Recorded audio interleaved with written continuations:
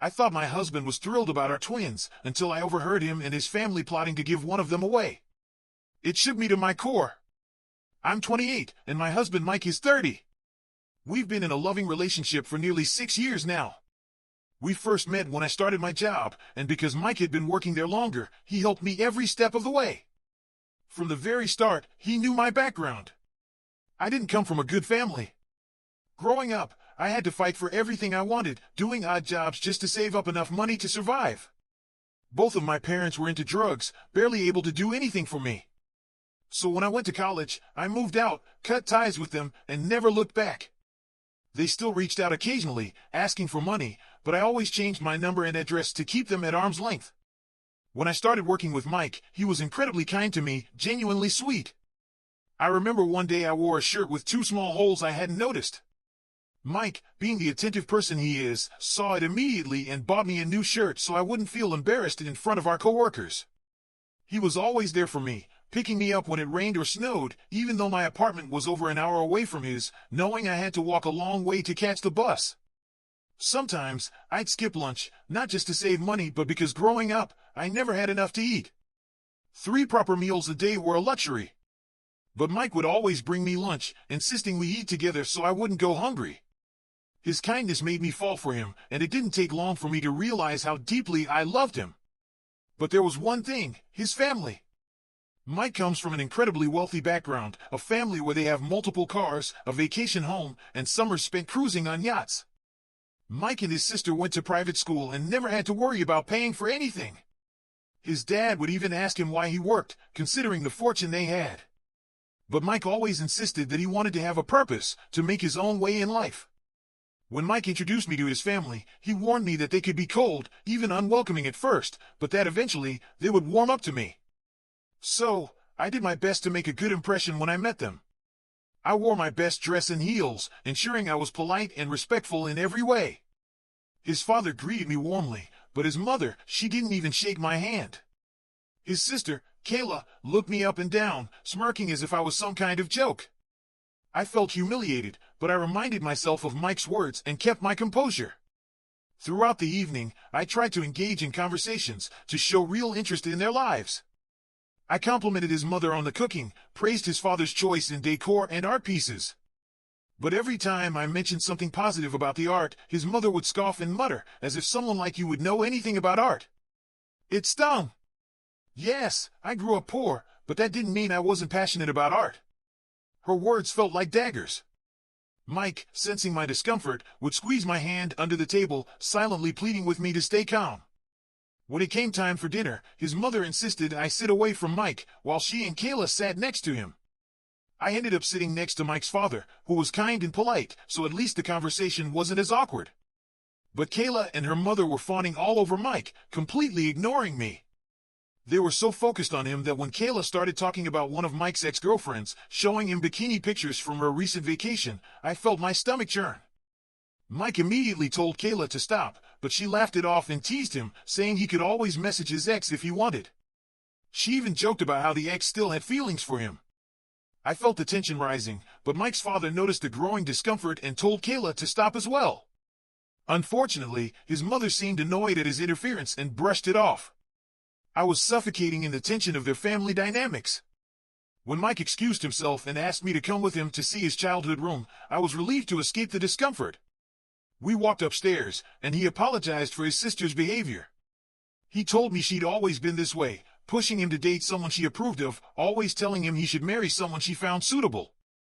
I could tell he felt genuinely sorry, so I let it go, but I also suggested we leave. He agreed.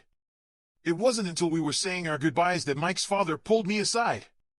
His expression softened, and he admitted that at first, he had been skeptical about me, but my sincerity and efforts to connect had changed his mind.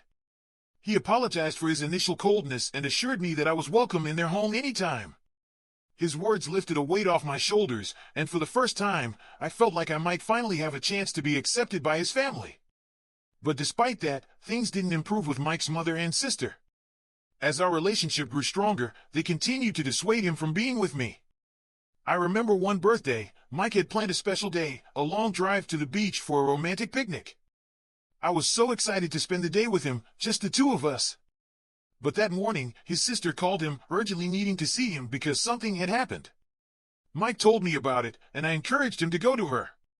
After all, we both believed her. But little did I know. She had just called him as a prank, and the urgency she claimed was all a lie. Her insistence that he stay for the day felt like a cruel trick. When Mike refused, explaining that it was my birthday and he wanted to spend it with me, she laughed. Exactly why I called, she retorted, twisting his commitment to me into an excuse to get him away from me. Mike was furious, so much so that he stopped speaking to her for months. In retaliation, his sister bombarded me with angry texts, calling me every name under the sun. The cruelest of them all, though, was when she threatened my life, claiming I was coming between her and her brother. Of course, I showed Mike every one of those messages. It only made him angrier. Then, Christmas came around. His mother intervened, and, begrudgingly, Mike agreed to forgive Kayla. But there was never an apology for the years of harassment from her, not to me. Then, things took another turn. Kayla got married young to her then-boyfriend, Joe, and made it crystal clear that I wasn't welcome. She told Mike that he could come to the wedding, but only if he came alone, suggesting he could meet some of her friends while there. But Mike stood firm. He refused to attend without me, and in the end, Kayla was forced to include me in her guest list. I picked out a long pink floor-length dress, one Mike and I had chosen together, for the grand occasion. Mike was so complimentary, calling me incredibly beautiful. And it wasn't just him, several guests, including my father-in-law, shared the same sentiment. But Kayla was far from pleased. Afterward, she cornered me, accusing me of ruining her wedding. Her words were venomous, claiming that I had intentionally dressed to steal all the male attention. Mike tried to defuse the situation, explaining that wasn't our intention, but she wasn't having it. It only fueled her animosity. From that moment, her bitterness toward me reached new heights. Over the years, both Kayla and her mother have insulted me relentlessly. They'd mock my appearance, calling me a fat pig the moment I gained a couple of pounds. They ridiculed my family background, making cruel jokes in front of family friends, showing nothing but disdain for me, no matter how polite I tried to be. By the 4th year of my relationship with Mike, I had enough. Their cruel remarks were beginning to take a toll on my self-confidence. How many more insults could I endure? I decided it was time to stop trying to win their approval. I had a long, heart-to-heart with Mike, laying everything out. I told him I was done attending family dinners and events, and I stopped responding to their texts altogether. I began to ignore them the way they had ignored me for so long, and my mental health improved almost immediately. Mike understood, and he supported my decision, though his mother tried to convince him that I was being disrespectful. She claimed I wasn't worthy enough to be his wife. But no matter what his family thought, Mike still proposed to me last year. It was the happiest day of my life. He had planned everything, and when he nervously asked me to marry him, I didn't hesitate to say yes. When Mike told his family about the engagement, his father offered his congratulations. His mother, though, simply asked if Mike had truly thought this through, implying he would regret it. Mike stood up to her, telling her she was being rude, especially with the conversation on speaker. She reluctantly congratulated me, but it was clear she was still struggling with the fact that I was becoming part of her son's life. Then came Kayla's reaction. She wasted no time telling Mike that I was just another gold digger and that he needed to be careful. Her words shocked both Mike and me, and he firmly told her that if she couldn't accept our relationship, she was free to stay away from the wedding. The fight between them raged on, but then, 2 days later, Kayla sent me a text apologizing. It seemed like she and their mother had finally realized that nothing she said or did would tear us apart. Despite her apology, I told Mike I would be open to signing a prenup before the wedding, just to clear up any misunderstandings. But Mike assured me he knew my heart, and there was no need for a prenup. I wasn't after his money. I just wanted to marry the man I loved. I had a good job and was content with my life as it was. As the wedding drew nearer, I wanted to look my best. I worked out harder than ever, sharing some perfectly modest selfies on social media. But one weekend, Mike came home after a family dinner, clearly agitated. Kayla and his mother had been gossiping about my posts, suggesting that I was trying to get attention from other men. Mike, visibly upset, questioned me about it, asking if I was cheating on him. I was stunned. I told him, with full conviction, that I wasn't cheating on him, and how hurtful it was that he even asked. He apologized, admitting that his sister and mother had gotten in his head, but assured me that he never would have questioned me otherwise. Then came the wedding drama. Kayla was pushing to be a bridesmaid, but I had already made it clear that I wasn't having her in that role. So, her mother called me, criticizing my decision. She said it would reflect poorly on the family if I didn't include Kayla. I reminded her that Kayla hadn't included me in her own wedding, but she brushed that off, telling me that Kayla was going to be my sister-in-law, and I had to include her. She even threatened to withdraw financial support for the wedding if I didn't comply. That was the breaking point for me. I told Mike everything, and he spoke to his father, who reassured us that it was his money, not his wife's, and she had no say in our wedding plans. I can only imagine how it felt for Mike's mother when she realized her attempt to manipulate our wedding had failed. The day of our wedding came, and everything went smoothly, with no further interference from Kayla or her mother. Mike and I are still going strong, and despite the years of turmoil, I couldn't be happier. Everything had been fine between us, at least I thought it was. But something changed recently, and now, I find myself questioning everything. I never imagined I would end up in this situation. It all began 3 months ago when I found out I was pregnant, with twins. The news took me by surprise, and Mike was just as shocked, though in the best way possible. We were both overwhelmed with excitement. After all, we had been hoping for a baby ever since we got married, and now, not just one, but 2 little ones were on the way. It felt like a dream, too good to be true. Mike was so eager to share our joy that he insisted on a big family get-together to announce my pregnancy. Though I wanted something more private, I could understand his excitement. Becoming a father was a big deal, so I agreed. When we made the announcement, the whole room erupted with joy. People rushed over to hug us, congratulating us left and right. But then, I noticed something unsettling. My sister-in-law and mother-in-law were staring at me, no smiles, just daggers in their eyes. To give you some context, Kayla, my sister-in-law, had been trying to get pregnant for years. She and her husband, Joe, had been through everything, and yet, nothing worked. Mike had told me that Kayla was infertile, that she couldn't have children. It was heartbreaking, and I knew how badly she wanted to be a mother. My heart went out to her. Mike, Joe, and even my father-in-law had tried to convince Kayla to adopt, but she stubbornly refused. She said she didn't want to raise a child who wasn't her own flesh and blood.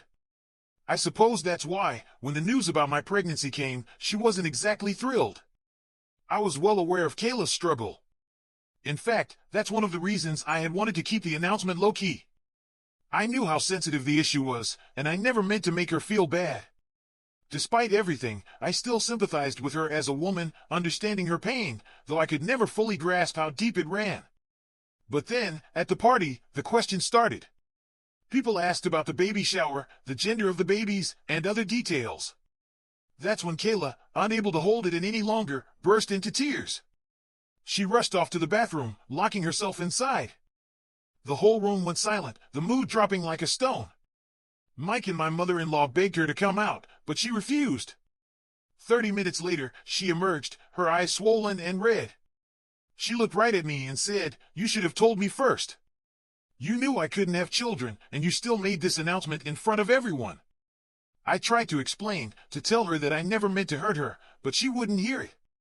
She turned and walked out of the party with Joe. Later, my mother-in-law pulled me aside, angry. She accused me of being selfish, of making everything about me without caring about how others felt. I was devastated. After everything, I had never meant for this to cause any harm. Mike apologized to me later that night, assuring me that it wasn't my fault. He promised he would talk to his mother and Kayla, make them understand that the announcement was his idea, not mine, and he never expected it to cause such pain. Despite his reassurance, I couldn't shake the guilt. I still felt horrible about Kayla's pain. The following weekend, Mike went to his parents' house for dinner. I stayed behind. I needed some space from his family, especially after everything that had happened. I didn't know what they talked about, but Mike came home later, telling me that he had apologized to Kayla. He explained how she had shared the emotional toll her struggles had taken on her, how she had undergone countless medical tests and spent sleepless nights in tears, year after year, hoping for a miracle that never came. As Mike recounted her pain, I couldn't help but feel a pang of guilt. Despite our differences, Kayla was still family. She was a woman in pain, and I couldn't ignore that. Beneath the anger, There was hurt, and it was something I had to acknowledge. Mike told me that I should reach out to her. So, I did. I messaged Kayla, offering my apology for not giving her a heads up about the pregnancy before the party. I told her that I wanted to make things right between us before the twins arrived. I wanted us to move forward, to start fresh as a family. To my surprise, Kayla's response was full of warmth. She thanked me for reaching out, admitting that she had played a part in the strain between us. She said she was genuinely happy for my pregnancy and wanted to fix our relationship. She told me she would love to throw me a baby shower, something she had never had the chance to do for anyone before. I was touched, and I graciously accepted. In the months leading up to the shower, Kayla and my mother-in-law both seemed unusually sweet. They called me regularly to check on my health, sent me flowers with little cards that read, "Hope Mama Bear is feeling okay," or "Can't wait to meet the twins." At first, it felt strange, like something had shifted. Our relationship, which had been so tense and distant, suddenly felt warmer. It was unsettling, but I tried to stay optimistic. Maybe, I thought, they were really trying to turn a new page. I couldn't imagine anything else, not after everything that had happened. Then, the day of my baby shower arrived. I was amazed at how well Kayla had organized everything. It was everything I had hoped for, and more. Friends and family came together to celebrate the impending arrival of our twins. For the first time, the men of the family were invited, too. My father-in-law brought multiple gifts for the babies. The air was filled with laughter and joy as we played games and enjoyed the afternoon. Kayla was polite, efficient, making sure everything ran smoothly. It was a perfect day, at least, that's what I thought. But then, something happened. I had to excuse myself to go to the washroom. When I finished and stepped out, I heard something I wasn't supposed to hear. Mike and my mother-in-law were arguing in hushed tones in the hallway. I paused, my curiosity piqued. I thought it was just another innocent conversation about baby names or nursery decor, but as I listened closer, my heart sank. Mother-in-law was asking Mike if he had talked to me yet about their plan for the twins. He told her to lower her voice, but she insisted that the time was coming soon, and he needed to talk to me. Mike said he was working on it, that it wasn't an easy conversation to have. Mother-in-law then pressed him, saying it had to happen before the twins were born, or else they wouldn't be able to give one of them to Kayla for her 27th birthday. The realization hit me like a ton of bricks, my stomach dropping. The plan to give one of my babies to her. The weight of their words crashed into me like a freight train, each sentence more unbearable than the last. They were talking about giving one of our precious twins to my sister-in-law as some kind of twisted birthday gift. It was incomprehensible. How could they even think about this? A cold, sinking feeling enveloped me, and I stood there, frozen, as they continued discussing their plan, oblivious to the turmoil it was causing inside me. It felt like a punch to the gut, leaving me breathless, struggling to process the reality of it all. My mind was spinning in every direction, flooded with shock, hurt, sadness, but above all, an overwhelming sense of betrayal. I had believed, with every fiber of my being, that my husband, my mother-in-law, and my sister-in-law were excited, happy for us, for the twins we were expecting. But the truth? Their joy had never been about the babies, about the new life growing inside me. No. It was about their insidious plan to take one of them away, like a possession to be handed off. I stood there, trembling, unable to comprehend how my husband could ever entertain such an idea. The man I married, the father of my children, how could he even think about giving our babies away? Our children were not objects to be traded, not gifts to be passed around. They were our flesh and blood. How could he betray me like this? How could anyone be so cruel? I waited. I let them talk, hoping that something, anything, would make sense of this nightmare. But as their voices continued, I knew there was no turning back. I didn't want them to catch me overhearing. So, I quietly slipped out of the bathroom, my legs shaky, my heart pounding with a storm of emotions I couldn't contain. The fear. The anger. It all rushed through me in a tidal wave, but I held it in. I couldn't let them see my devastation. Not yet. Not before I had a plan. Since that moment, every waking second had been consumed by one thought: escape. How could I protect my babies from these people? This family had already shown their true colors, and it was becoming painfully clear that I couldn't trust any of them. The love I thought we had, the support I thought was there, it was all a lie. My husband wasn't the man I thought he was. And I couldn't pretend anymore. But even as I made plans to leave, a part of me couldn't shake the nagging feeling that I might be wrong.